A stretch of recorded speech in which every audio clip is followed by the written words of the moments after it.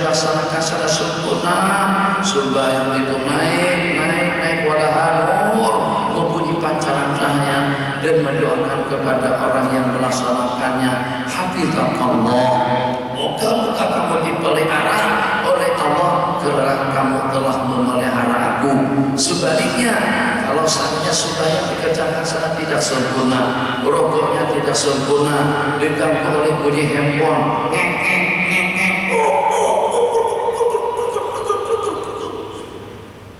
Nabi kita kan sedang waktu sembahyang.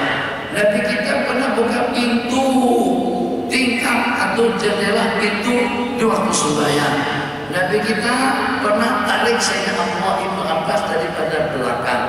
Ada masalah, tutup saja, tekan, selesai. Daripada buat nanti aja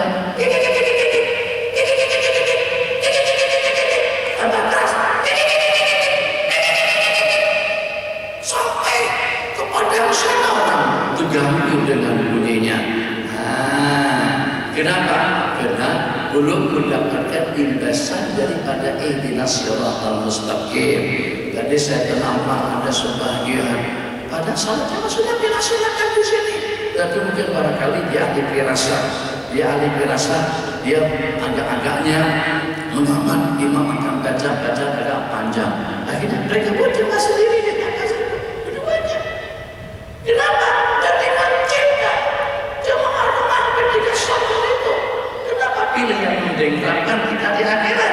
Kenapa pilih yang sedikit? Kita orang datang pada milih kan? Mana yang banyak 100?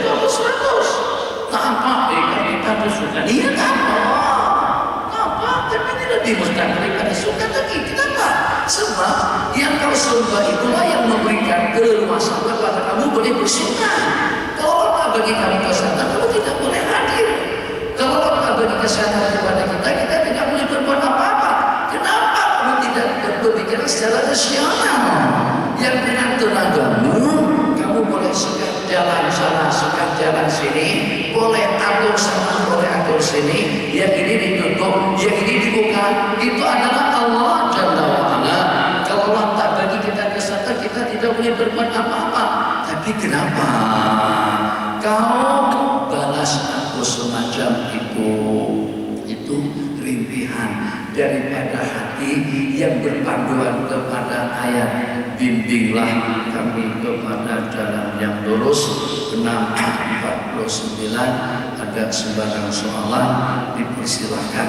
Yang terakhir sekali, Masya Allah, tabarakallahu ahsanul khaliqin, yang dengan kita sepanjang apapun usia yang Allah bagi, Allah bagikan keperluan yang lebih daripada memadai. Udaranya cukup, airnya cukup, makanannya cukup, keperluannya pun juga cukup. Dan dunia yang Allah sediakan itu dengan bahan materialnya, dengan bahan mentahnya, kamu boleh buat apa saja.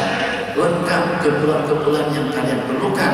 Teknologi yang ampuh dengan akal pemikiran yang sehat, aku akan kembangkan, aku akan bagikan kemampuan, akan lebih cerdas, akan lebih jenius, akan lebih hebat, akan lebih berleluasa dari masa ke semasa. Di samping itu pula kejadian otak yang aku bagikan kepada kalian, Jepun-kah, Eropa-kah, Amerika-kah, Melayu-kah, tidak ada perbedaannya. Aku sediakan bahan-bahan di dunia yang mampu untuk menunjang kecerdasan dan kehebatanmu. Sehingga kalau dahulu kemampuan kamu untuk membuat transportasi kemajuannya hanya setakat dalam 280 km dalam 1 jam, itu dengan kereta-kereta setengah mewah sampai 280-260. Nanti kecanggihan teknologi manusia, Allah berikan kemampuan kepada manusia untuk membuat kereta kecepatannya sampai kepada 600 km dalam 1 jam. Bila mungkin selepas kita mati barangkali kereta itu, pesawat kecepatannya tidak lagi 850 km dalam 1 jam. Kemajuannya kalau kita nak pergi ke Alstom, kalau kita nak terbang ke Penang, kalau kita nak datang ke Kelantan, hanya dalam hitungan 5 menit saja naik dan turun dan pesawat itu. Masya Allah, tabarakallah. Belum dan begitu pasang tali kereta, belum pramugari nak bagi minuman, ternyata pesannya sudah turun dah. Jadi kata pramugari, dipersilakan untuk menggunakan satu pengaman atau tali kereta. Kembalikan meja pada tempatnya, karena kita akan mendarat. Ini mendarat, salahkan. Itu bila menduga selepas kita mengaji. Kalau tak ada dengan kesadaran macam itu, nanti di akhirat akan lebih cepat daripada itu. Yang saya maksud, seperti apapun hebatnya otak manusia berpikir untuk mengembangkan teknologi modern, teknologi canggih, Allah sudah siapkanlah bahan-bahan yang diperlukan. Terutama besi kah, aluminium kah, air kah, kayu kah, paku kah, atau juga keperluan-keperluan lainnya, lengkap semuanya ada di dunia.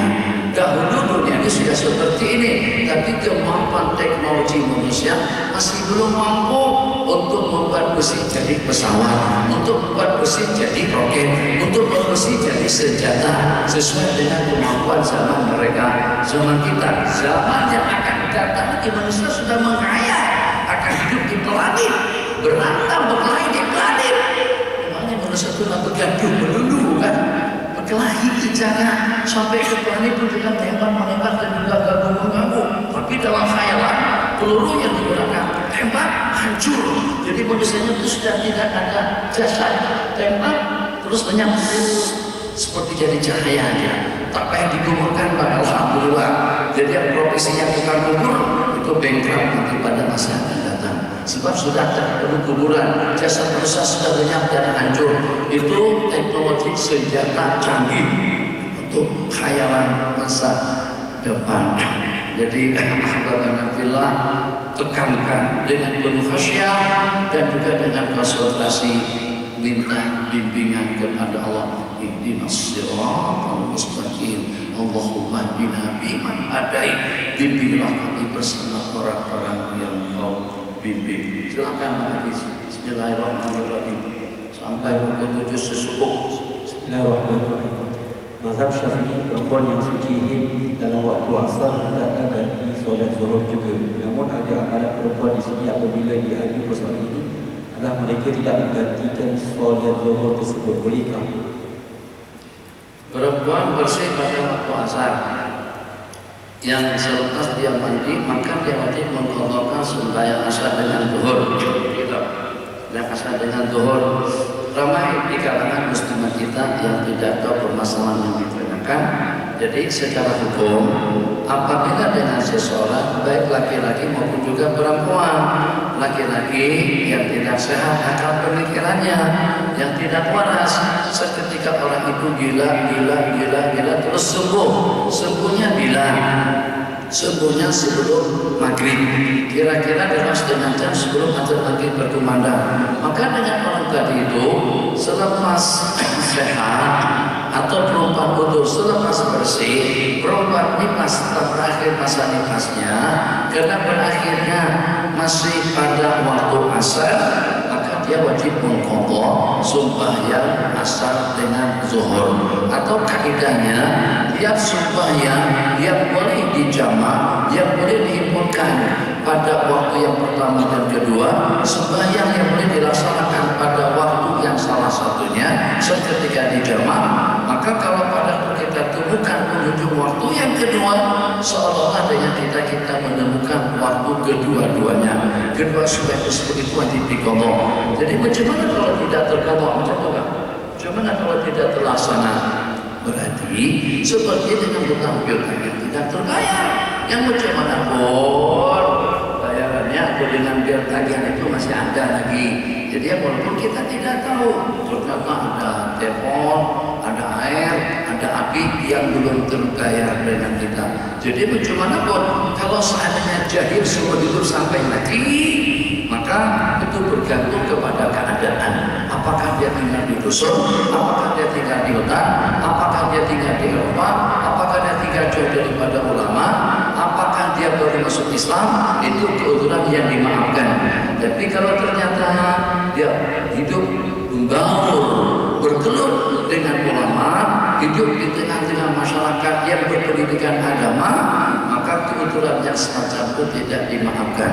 Itu sebagai suatu kewajiban yang tidak terlaksana, itu nanti bergantung kepada masyiatullah. Allah ampunkan biha wa ni'mah.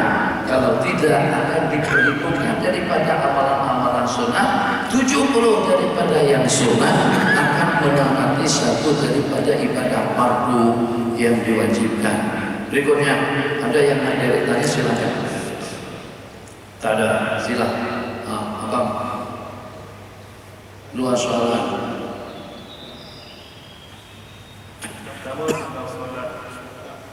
Supaya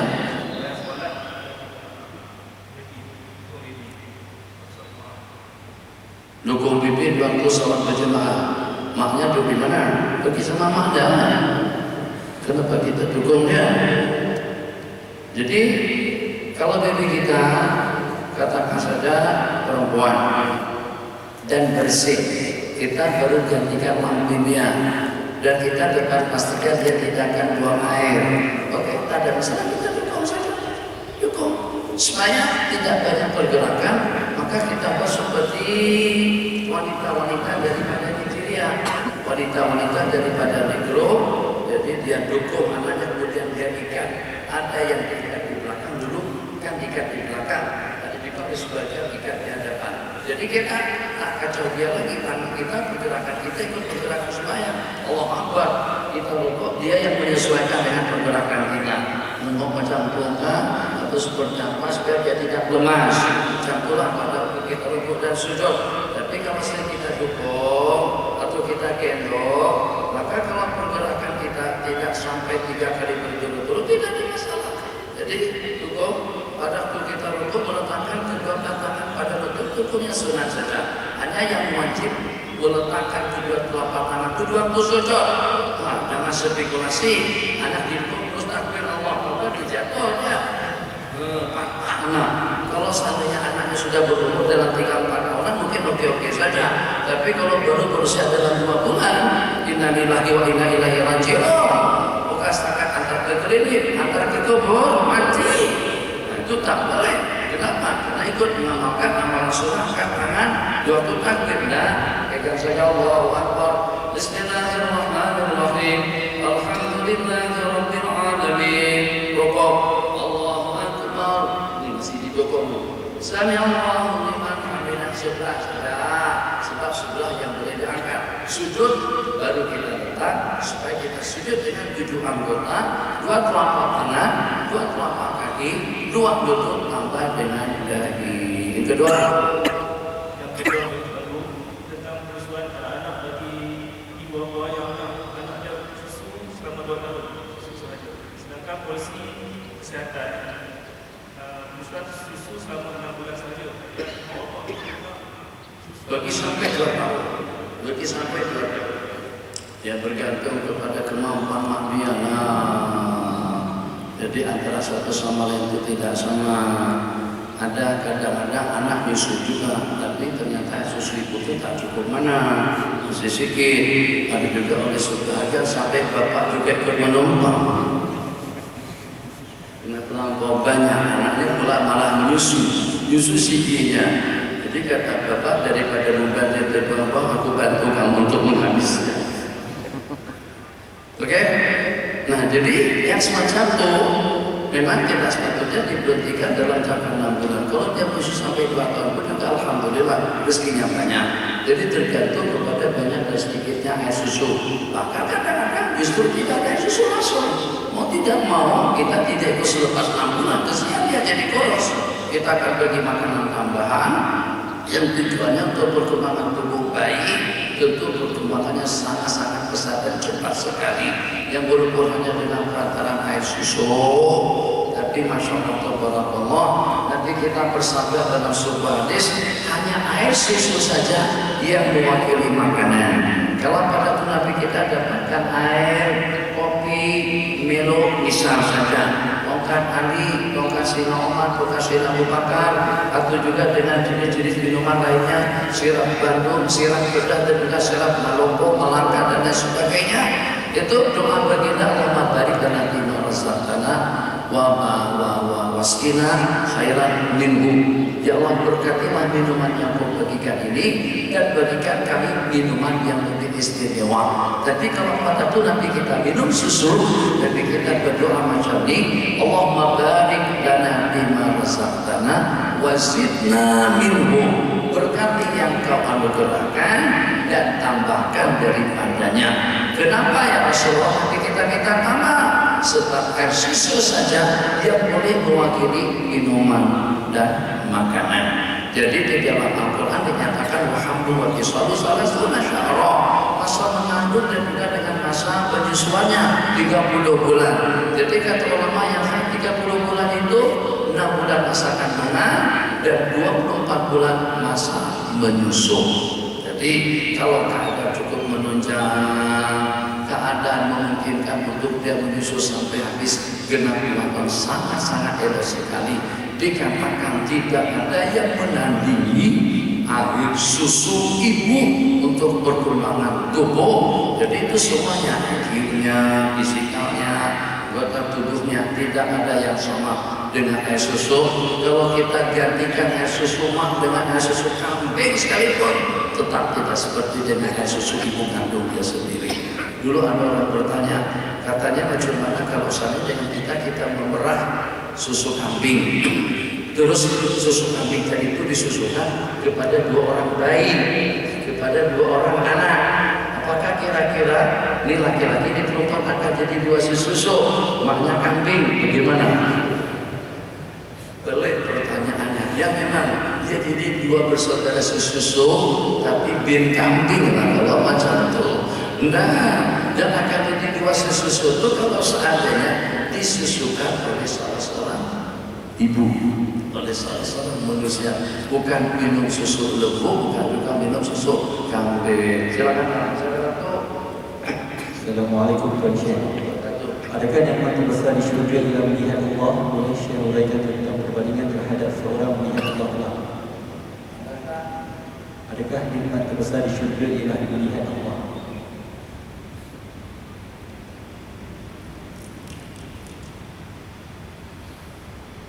Allahumma shalli ala sayyidina Muhammad.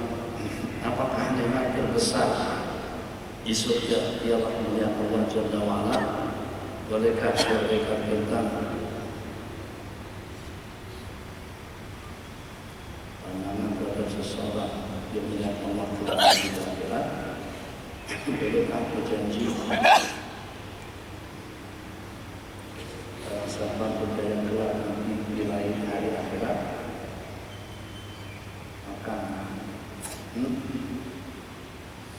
akan menarik saudaranya Allah, makan tidak merubah bentuk fisikal, minum tidak merubah bentuk penglihatan, dan juga dengan kenikmatan-kenikmatan lainnya yang membuat pasangan hidup, kalau boleh dengan bahasa di akhirat, akan menjadi kaget, akan menjadi takjub, sampai seperti tidak kenal saja, lebih lama, lebih tampan, lebih cantik, lebih mempesona, lebih seksi, lebih menarik, lebih menggugah. Itu seketika manusia kembali daripada belian Allah.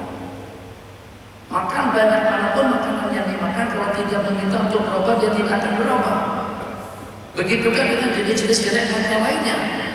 Jadi memang seperti yang dikatakan tadi itu, tidak ada satu kenikmatan di dalam surga yang paling nikmat daripada memandang zat Allah yang maha agung.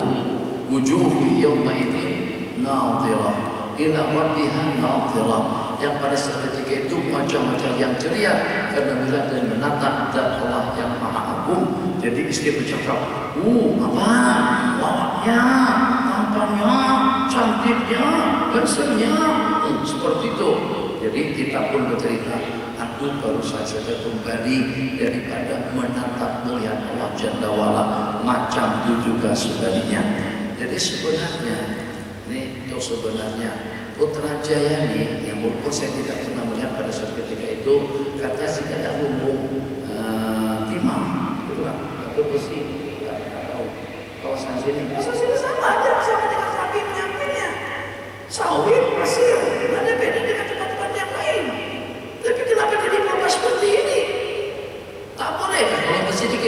tentu segi empat saja.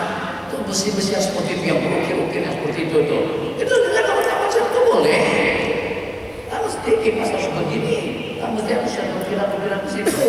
Jadi kalau kita tentu segi empat saja, juga dengan kereta, yang penting kereta itu boleh berjalan. Tentang interiornya seperti apa itu tidak ada hubungannya dengan kemudahan atau juga dengan perjalanan kita. Yang walaupun jelek, yang walaupun buruk, yang penting boleh berjalan insya Allah kita akan sampai ke tempat tujuan. Kenapa ganti kereta? Kenapa ganti baju? Kenapa ganti spek?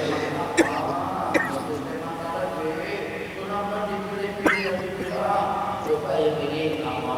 Coba yang ini apa? Bukan jadi pendek. Coba yang itu apa? Bukan jadi panjang. Coba yang itu apa? Bukan kita jadi bulan. Memang bukan kita itu bulan. Tapi kita serasikan spek makanan sesuai dengan struktur muka kita itu seperti apa. Supaya mata kelihatan lebih lawan dan lebih cantik. Beda banyak pada waktu kita pakai spek mata dengan kita pada waktu kita tidak memakainya. Itu untuk apa? Banyak keperluan hidup dan bahkan juga dengan yang tidak diperlukan. Itu pada akhirnya hanya untuk kepuasan mata semata-mata. Jadi untuk kenikmatan mata. Apakah terasa sejuk sekarang dengan besi itu? Ya. Apakah terasa empuk duduk di sini? Ya. Ada apa-apa. Tapi tampak kelihatan cantik. Cantik dengan apa? Dengan pandangan. Ganti kereta. Memang keselah satu juga di antara daripada kita targetkan. Tapi kenapa masih bisa memilih? Ini bisnis saja. Terawat. Kurang cantik. Terus seperti Rolls misalnya. Rolls kan bentuknya seperti segi 4 jam. Tapi nampaknya tidak meyakinkan. Hamar, bukan hamar. Itu nampak seperti kotak saja bentuknya. Dan di dunia yang lain nampak lengkung, atau belakangnya antara serong atau seperti apa. Ada kecantikannya. Ganti baju, ganti handphone, ganti obat suai rumah, dekorasinya, atau juga dengan bentuknya. Kita renovasi, kita dekorasi lagi. Kenapa? Sebab model pendidikan ketika ini sama menjaga dahulu rumah macam kita kena ubah, bentuknya kita ubah. Kenapa? Untuk tatapan mata. Untuk apa dengan taman? Untuk apa dengan kebun? Untuk apa juga dengan macam-macam jenis makanan? Makanan beracik-acik pulang-pulang saya punya yuk. Itu kan kita punya. Yang namanya salah selatan itu kita punya, masuk dulu kita punya. Tapi kenapa kirim dibuat untuk kita? Betul juga dengan mentimun, kemudian disusun satu persatu. Apakah kalau disusun macam itu lebih nyaman? Lebih nyaman enggak? Supaya nampak kelihatan cantik. Itu saja. Kadang-kadang jangan diletakkan cabai. Kita bukan jadi sebagai yang makan cabai. Cabai yang kita buang, kita tambahkan. Kenapa? Sebab kalaunya merah, jadi nampak melihat penolong begitu. Macam juga dengan istri. Bolehkah kain jenis karung misalnya dan pakai istri pakai karung? Enggak pernah jenis kain yang sutra yang lawa kalau pada boleh dipakai terus itu oleh angin bergerak-gerak macam itu. Macam Allah. Makanya wa'iyatubillah orang yang tidak melihat berbanding dengan orang yang melihat, kenikmatan orang yang melihat itu dalam berapa juta kali ganda. Makanya saat ketika ada seorang daripada hamba Allah nak masuk surga dengan amalan ibadahnya selama 60 tahun atau 60.000 tahun, nak masuk surga dengan amalannya, Allah berfirman, aku masukkan awak ke dalam surga dengan rahmatku. Tidak ya Allah, aku nak masuk surga dengan ibadahku, dengan ketaatanku. Akhirnya saat ketika Allah cungkil kedua matanya yang melihat, justru 2 biji mata itu lebih berat daripada ibadah 60.000 tahun. Itu baru dengan mata. Jadi banyak kenikmatan itu Bang Habib. Kenapa milih-milih? Tengok matanya macam mana, tengok videonya macam mana, pasangan kita pun juga tengok kita macam mana, tengok cambang di sini, jangan terbaik. 2 pilihan. Kalau pilih yang itu, janggut juga, tapi janggutnya setakat 3 helai. Tapi kalau dia melakukan api, janggut tebal, ada cambang di sini, hidung mancung, akhirnya terpilih kita oleh